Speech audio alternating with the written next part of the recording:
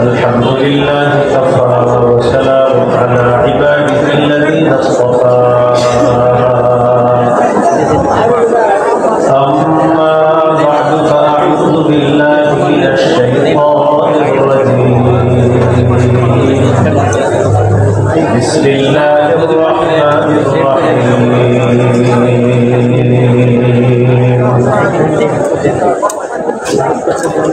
وادع إلى ربك ولا تكونن من المشركين. وقال تعالى يوم يدعوكم فتستجيبون بحمده. وقال تعالى ومن أحسن قولا ممن دعا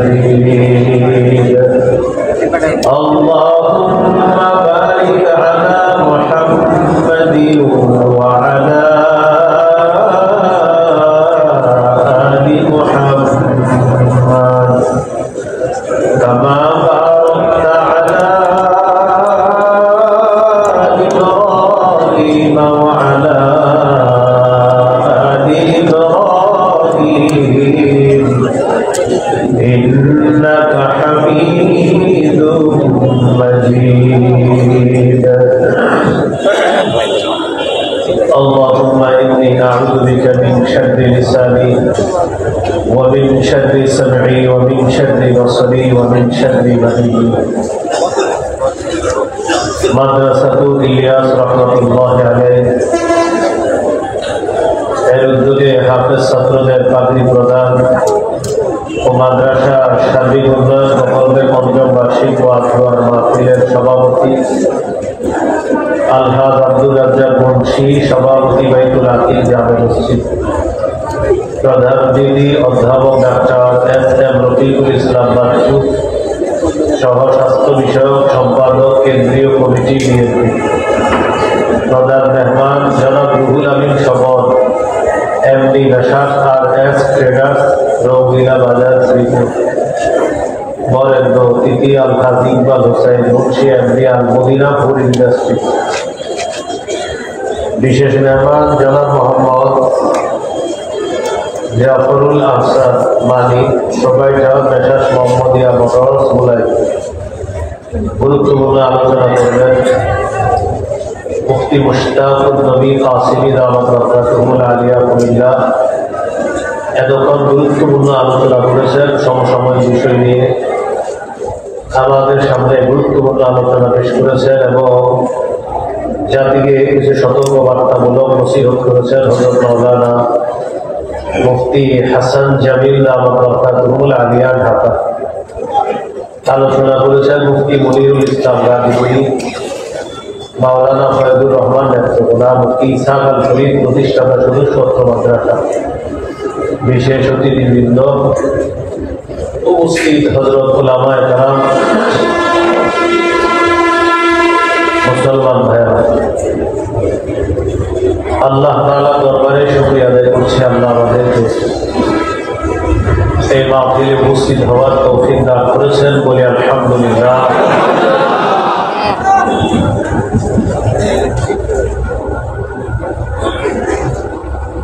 আমি আপনাদের সামনে সূরাতুল কসসের 87 নম্বর আয়াতে কারিমা তেলাওয়াত করেছি। এই আয়াতে আল্লাহ তাআলা বলেন, ওয়াদউ ইলা রাব্বিকা,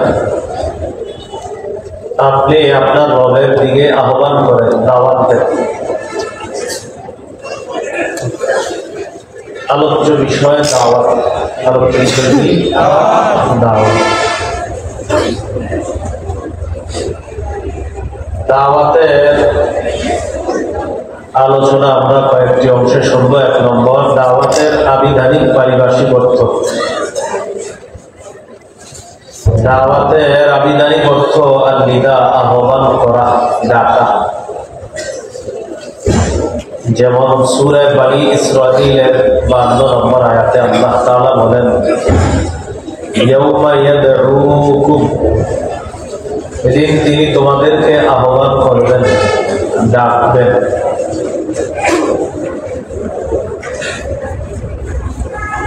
দাওয়াতের পারিভাষিক অর্থ শাইখুল ইসলাম ইবনে তাইমিয়া রাহমাতুল্লাহি আলাইহি বলেন, الدعوة إلى الله هي الدعوة إلى الإيمان به وبما جاءت به رسله عليهم الصلاة والسلام। আল্লাহর পথে আহ্বান করা, আল্লাহর দিকে দাওয়াত দেওয়া মানে হলো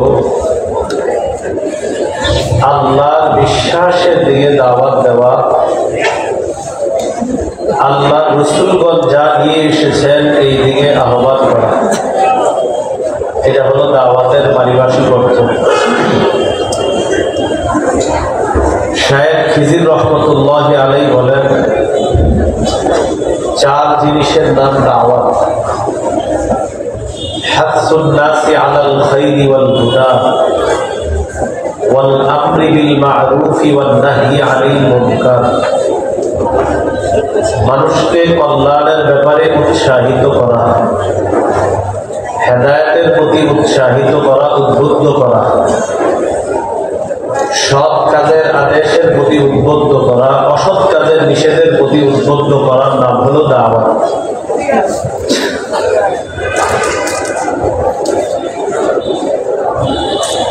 এইগুলো 1 নম্বর আলোচনা, দাওয়াতের আবিধানিক পারিভাষিক অর্থ। 2 নম্বর আলোচনা, দাওয়াতের বিষয়বস্তু। দাওয়াতের বিষয়বস্তু হলো পূর্ণাঙ্গ জীবন বিধান ইসলাম। পুরা ইসলামটাই দাওয়াতের বিষয়বস্তু। সূরা আলে ইমরানের 19 নম্বর আয়াতে আল্লাহ বলেন, ইন্নাদ দীনা ইনদাল্লাহিল ইসলাম, আল্লাহর কাছে একমাত্র দ্বীন হলো ইসলাম। তাফসীরে জালালাইনে আসছে, ইন্নাদ দীনা মানে হলো ইন্নাদ দীনাল মারদিয়া ইনদাল্লাহি হুয়াল ইসলাম, আল্লাহর কাছে পছন্দনীয় মনোনীত ধর্ম হলো ইসলাম। সূরা আলে ইমরানের 85 নম্বর আয়াতে আল্লাহ তাআলা বলেন, وَمَن يَبْتَغِ غَيْرَ الْإِسْلَامِ دِينًا فَلَن يُقْبَلَ مِنْهُ, যে ব্যক্তি ইসলাম ছাড়া অন্য কোনো কিছুকে দ্বীন হিসাবে কামনা করবে, فَلَن يُقْبَلَ مِنْهُ, এটা তার থেকে গ্রহণ করা হবে না। তাহলে দাওয়াতের বিষয়বস্তু পুরা ইসলাম, পূর্ণাঙ্গ জীবন বিধান ইসলাম, দাওয়াতের বিষয়বস্তু। 3 নম্বর, দাওয়াতের উদ্দেশ্য আল্লাহর সন্তুষ্টি অর্জন করা। সূরা আন-নামের 162 নম্বর আয়াতে আল্লাহ বলেন, قل إن صلاتي ونسكي ومحياي ومماتي لله رب العالمين। নবী আপনি বলেন, আমার নামাজ, আমার কুরবানি, আমার জীবন, আমার মৃত্যু বিশ্ব জগতের রব আল্লাহর জন্য। আমার জীবনে আমি যা করব সব কার জন্য? দাওয়াত দিব কার জন্য?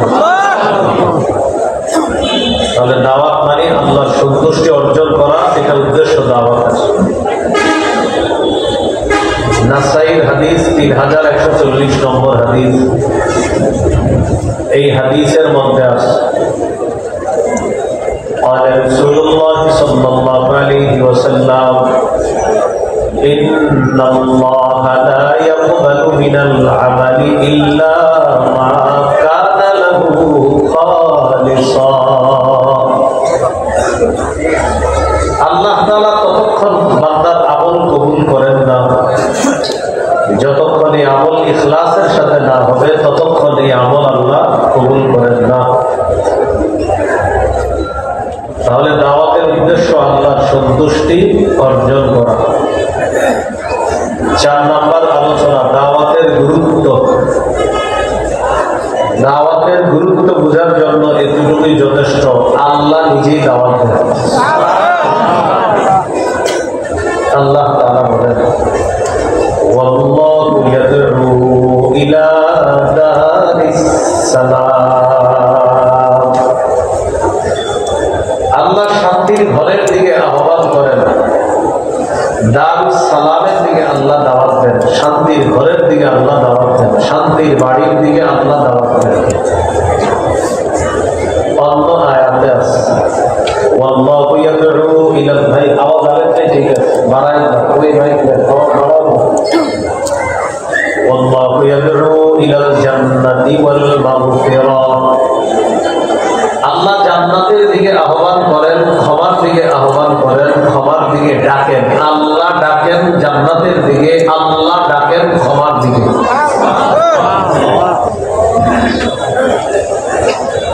তাহলে আল্লাহ দাওয়াত দেন। আল্লাহ তাআলা সূরা নিসার 136 নম্বর আয়াতে বলেন, ইয়া আইয়ুহাল্লাযীনা আমানু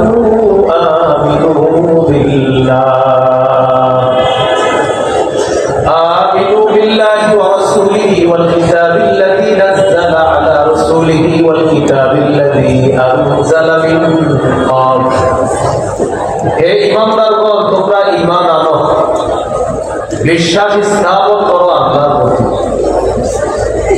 ওয়া রাসূলিহি, রাসূলের প্রতি, ওয়াল কিতাবিল্লাযী নাযালা আলা রাসূলিহি, ওই কোরআনের প্রতি যে কোরআন আল্লাহ রাসূলের উপর নাযিল করেছেন, ওয়াল কিতাবিল্লাযী আনজালা মিন ক্বাবল, এবং ওই কিতাবের প্রতি যে কিতাব কোরআনের পূর্বে আল্লাহ নাযিল করেছেন। তোমরা ঈমান আনো, বিশ্বাস পাকাপোক্ত করো, মজবুত করো ঈমানকে আল্লাহর প্রতি, রাসূলের প্রতি, কোরআনের প্রতি, কোরআনের পূর্বে যে কিতাব আছে এগুলোর প্রতি। এরপরে আল্লাহ বলেন, وَمَن يَكْفُرْ بِاللَّهِ وَمَلَائِكَتِهِ وَكُتُبِهِ وَرُسُلِهِ وَالْيَوْمِ الْآخِرِ فَقَدْ ضَلَّ ضَلَالًا بَعِيدًا। যে ব্যক্তি আল্লাহকে অস্বীকার করে, রাসূলকে অস্বীকার করে, ফেরেশতাদেরকে অস্বীকার করে, আল্লাহ কিতাবগুলো অস্বীকার করবে, আল্লাহ রাসূলদেরকে অস্বীকার করবে, আখিরাতকে অস্বীকার করবে, তারা স্পষ্ট পথভ্রষ্ট হবে, তারা দূরবর্তী গোমরাহির মধ্যে লিপ্ত হবে। মানে হলো এমন গোমরাহ হবে যে গোমরাহি থেকে ফিরে আসা কঠিন হয়ে যাবে, অসম্ভব হয়ে পড়বে। আল্লাহ আমাদেরকে গোমরাহি থেকে হেফাজত করবে। তাহলে দাওয়াত দেয় কে? রাসূলুল্লাহ সাল্লাল্লাহু আলাইহি সাল্লাম দাওয়াত দিয়েছেন, আল্লাহ নবীকে দাওয়াত দিতে বলছেন। সূরা মাইদা ৬৭ নম্বর আয়াতে আল্লাহ বলেন, ইয়া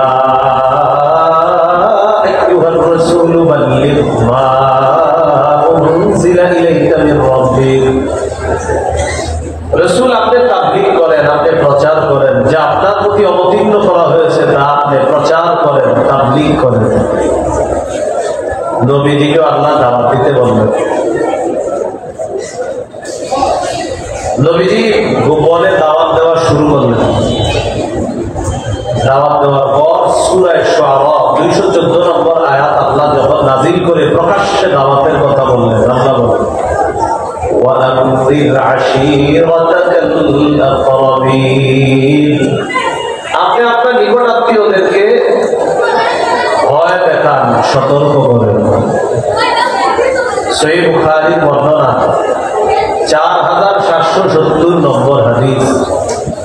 সূরাতুশ শুআরা 214 নম্বর আয়াত আল্লাহ যখন নাযিল করে প্রকাশ্যে দাওয়াত দিতে বললেন, সাইদা রাসূলুল্লাহ সাল্লাল্লাহু আলাইহি ওয়াসাল্লাম আলা সাফা। রাসূলুল্লাহ সাল্লাল্লাহু আলাইহি সাল্লাম সাফা পাহাড়ের উপর উঠলেন। পাহাড়ের উপর ওঠার পর ফাজাআলা ইউনাদি, ডাকতে লাগলেন, ইয়া বনি ফিহর, ইয়া বনি আদি। ও বনু ফিহর, ও বনু আদি। বনু ফিহর, বনু আদি তাদেরকে ডাকতে লাগলেন। তো বনু ফিহর আর বনু আদি তাদের নাম ধরে ধরে ডাকতে লাগলেন। লিবুতুলি কুরাইশ, কুরাইশের বিভিন্ন এলাকার নাম ধরে ধরে ডাকতে লাগলেন। আবু লাহাব ওয়া কুরাইশ, আবু লাহাব এবং কুরাইশ তারা আসলো দলে দলে। فجعل الرجل إذا لم يستطيع أن يخرج أرسل رسولا لينظر ما هو।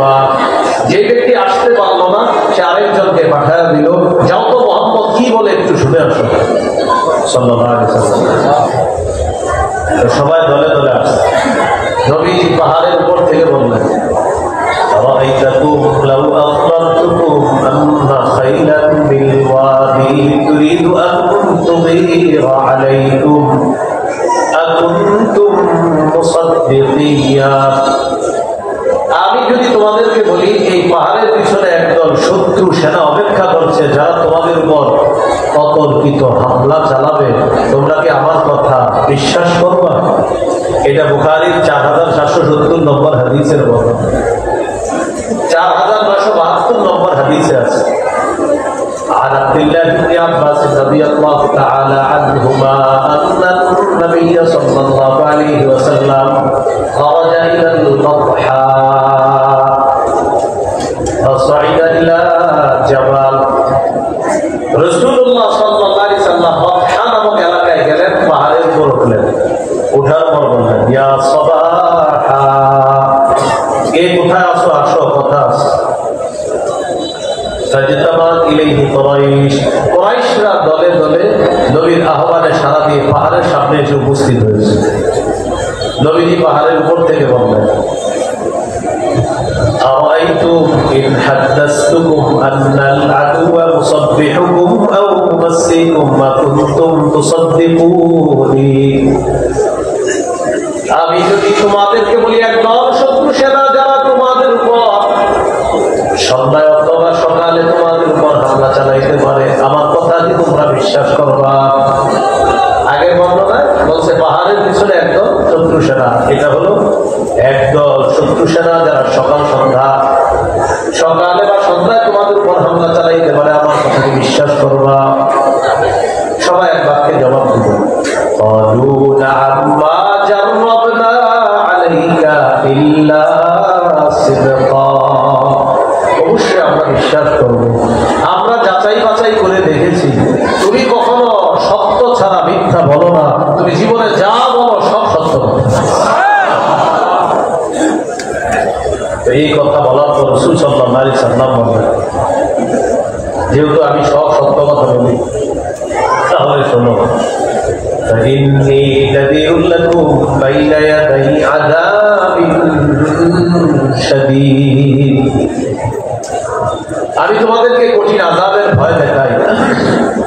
আল্লাহকে আল্লাহ মানো, যদি না মানো তোমাদের উপর কঠিন আযাব আসবে। আমার কথা মেনে নাও, যদি না মানো তোমাদের উপর কঠিন আযাব আসবে, সে আযাব কঠিন হবে। আল্লাহকে আল্লাহ মেনে নাও, যদি না মানো তাহলে কঠিন আযাব তোমাদেরকে পাকড়াও হবে। এই কথা বলার পর আবু লাহাব বলল, তাব্বাত লাকা সাইরাল ইয়াউম আলিহাযা জামাআতানা। মুহাম্মদ, তুমি আমাদেরকে এই কারণে ডাকছো, তোমার পুরোটা দিন ধ্বংস হোক। তখন আল্লাহ তাআলা আয়াত নাযিল করলেন, তাব্বাত ইয়াদা আবি লাহাবিন ওয়া তাব। আমার নবী ধ্বংস হবে না, আবু লাহাবের দুই হাত ধ্বংস, সে নিজেও ধ্বংস। বলি নাউজুবিল্লাহ। প্রকাশ্যে দাওয়াত দেওয়া শুরু করলেন। সহিহ বুখারীর বর্ণনা 2753 নম্বর হাদিস, 2753। قال رسول الله صلى الله عليه وسلم اشتروا انفسكم। এ কুরাইশ সম্প্রদায়, তোমরা নিজেদেরকে আগুন থেকে বাঁচাও। فإني لا أغني عنكم من الله شيئا। আল্লাহর আযাবের মোকাবেলায় আমি তোমাদের কোনো উপকার করতে পারবো না।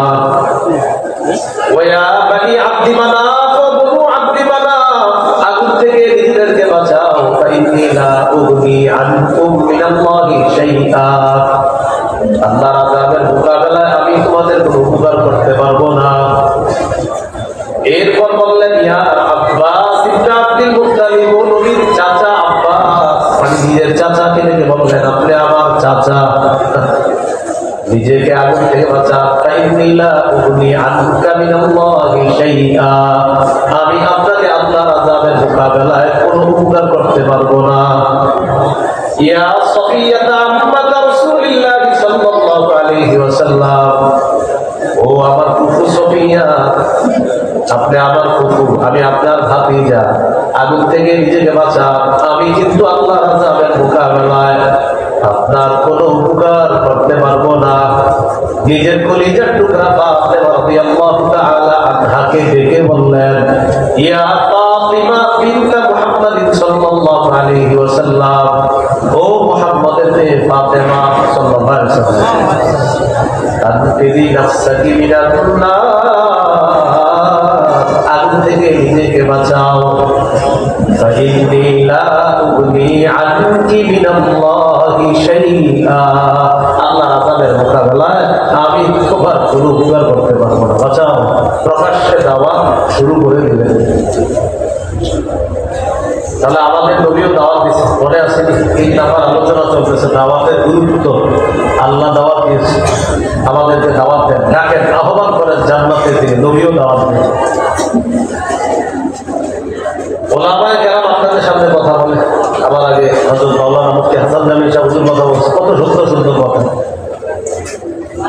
চার শ্রেণী মানুষ কি সুন্দর করে ব্যাখ্যা দিলেন। এই যে কথাগুলো বললেন, এটাও দাওয়াত। قال رسول الله صلى الله عليه وسلم مثل الذي يتعلم العلم ثم لا يحدث به كمثل الذي يكنز الكنز ثم لا ينفق منه। কোন ব্যক্তি যদি ইলম অর্জন করে, করার পর যদি ইলম প্রচার না করে, দাওয়াতের কাজ যদি না করে, প্রচার প্রসারের কাজ, তাবলীগের কাজ যদি না করে, সে ওই ব্যক্তির মতো হয়ে যাবে যে ব্যক্তি টাকা সঞ্চয় করলো কিন্তু খরচ করে না। এক ব্যক্তি টাকা সঞ্চয় করে, জমা করে, খরচ করে না। নবী বলেন, কোন আলেম ইলম শিক্ষা করার পর এটা যদি বিতরণ না করে, সে আলেম ওই ব্যক্তির মতো যে টাকা পয়সা সঞ্চয় করে কিন্তু খরচ করে না। উলামায়ে কেরামের দায়িত্ব, তারা যা জানে এটা অন্যকে জানায় দিতে হবে। এখান থেকেও বুঝে আসে তাবলীগের, দাওয়াতের কতটা গুরুত্ব। আল্লাহ আমাদেরকে গুরুত্ব বুঝে দাওয়াতের কাজ করার তৌফিক দান করেন। এই গেল 4 নাম্বার কথা। 1 নাম্বার আবিধানিক পারিভাষিক অর্থ, 2 নাম্বার বিষয়বস্তু, 3 নাম্বার গেল উদ্দেশ্য, 4 নাম্বার গেল দাওয়াতের গুরুত্ব, 5 নাম্বার দাওয়াতের পদ্ধতি। বলেন দাওয়াতের কি পদ্ধতি? গুরুত্বপূর্ণ আলোচনা। 1 নাম্বার পদ্ধতি, কৌশলে দাওয়াত দেওয়া। প্রিয় ভাইয়েরা, কিভাবে দাওয়াত দেওয়া? সূরা নাহল 125 নম্বর আয়াত। 14 পারা 20 নম্বর পৃষ্ঠা। আল্লাহ বলেন উদউ ইলা সাবিলি রাব্বিকা বিল হিকমাতি ওয়াল মাউইযাতিল হাসানা ওয়াজাদিলহুম বিল্লাতী হিয়া আহসান। নবী আপনি আপনার রবের রাস্তায় দাওয়াত দেন কৌশলের সাথে, উত্তম ওয়াজের মাধ্যমে আপনি দাওয়াত দেন। ওয়াজাদিলহুম বিল্লাতী হিয়া আহসান, আপনি বাতিলদের সাথে উত্তম পন্থায় মোকাবেলা করেন। তাহলে কৌশলে দাওয়াত দেওয়া। বলেন কিভাবে দাওয়াত দেওয়া?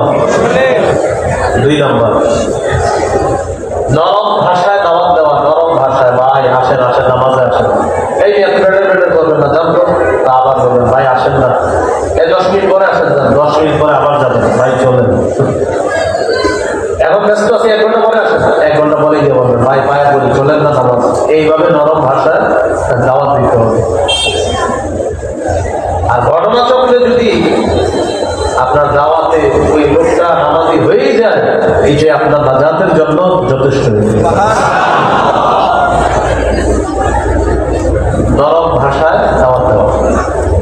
সূরা তাহা 42, 43, 44 নম্বর আয়াতে আল্লাহ বলেন ইযহাব আনতা ওয়া আখুকা বিআয়াতি ওয়া লা তানিয়া ফি যিকরি।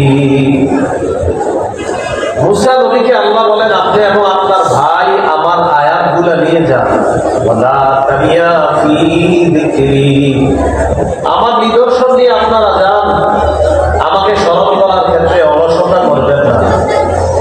ইযহাবা ইলা ফিরআউনা ইন্নাহু তাগা, আপনারা 2 জন ফিরআউনের কাছে যান, ফিরআউন নাফরমানি করেছে, সীমা লঙ্ঘন করেছে। ফাকুলা লাহু কাওলান লাইয়িনান লাআল্লাহু ইয়াতাযাক্কারু আও ইয়াখশা, আপনারা 2 জন ফিরআউনের সাথে নরম ভাষায় কথা বলবেন, নরম ভাষায় দাওয়াত দিবেন। হয়তো ফেরাউন উপদেশ গ্রহণ করবে, না হয় ভয় করবে। বলেন তো কোন ভাষায় কথা বলতে বলছে আল্লাহ? তাহলে দাওয়াতের 2 নম্বর পদ্ধতি নরম ভাষায় দাওয়াত দেওয়া। 3 নম্বর কথা বলেন কর্কশ ভাষী না হওয়া। বলেন সবাই বলেন কি ভাষী না হওয়া? কর্কশ ভাষী না হওয়া। এখন মনে করেন আমি দাওয়াতের কাজ করতে গিয়ে বললাম, ওলামায়ে কেরাম যদি আমাদের কথা সোজাভাবে মানে ভালো কথা, না মানলে কেমনে মানান যায় আমরা জানি, এটা কি কোনো কথা হইল? মনে করেন কেউ বললো যে আমরা তাদেরকে বলেছি, তারা যদি মানে ভালো কথা, না মানলে কিভাবে মানাবো এই নিয়ম আমরা জানা। এটা কি সুন্দর দাওয়াতের ভাষা হলো? এটা দাওয়াতের ভাষা না। কর্কশ ভাষী না হওয়া, কঠিন হৃদয়ের অধিকারী না হওয়া। সূরা আলী ইমরানের 159 নম্বর আয়াতে আল্লাহ বলেন ওয়ালাউ কুনতা ফাযযান গালিযাল কলবি লাম ফাদ্দু মিন হাওলি, তবে আপনি যদি কর্কশ ভাষী হতেন আর কঠিন হৃদয়ের অধিকারী হতেন, লাম ফাদ্দু মিন হাওলি, সাহাবীগণ আপনার আশেপাশ থেকে সবাই চলে যাইত যদি আপনি কর্কশ ভাষী হতেন আর কঠিন হৃদয়ের অধিকারী হতেন। তাহলে কর্কশ ভাষী হওয়া যাবে না। যিনি দাওয়াত দিবে, দায়ী হবে দাওয়াতের কাজ যিনি করবেন, তিনি কর্কশ ভাষী হওয়া যাবে না। এখন গুরুত্বপূর্ণ একটা অংশ, আপনাদের অনেকের প্রশ্ন হইতে পারে হুজুর দাওয়াতের ভাষা যদি নরম হয় তাহলে আপনাদের হযরত মাওলানা মামুনুল হক দামাত বরকাতুহুল আলিয়া উনি গরম ভাষায় বক্তব্য দেন, যেন প্রশ্ন হতে পারে। কি হতে পারে? প্রশ্ন। এবার আমার সাথে বলেন মুনাফিকদের বিরুদ্ধে, জালেমদের বিরুদ্ধে কঠোর হওয়া আল্লাহ আদেশ করেছেন। এবার বলেন জালেমদের বিরুদ্ধে, মুনাফিকের বিরুদ্ধে সতর্ক বার্তা হিসাবে কঠোর ভাষা প্রয়োগ করা কোরআনেও পাওয়া যায়, হাদিসেও পাওয়া যায়।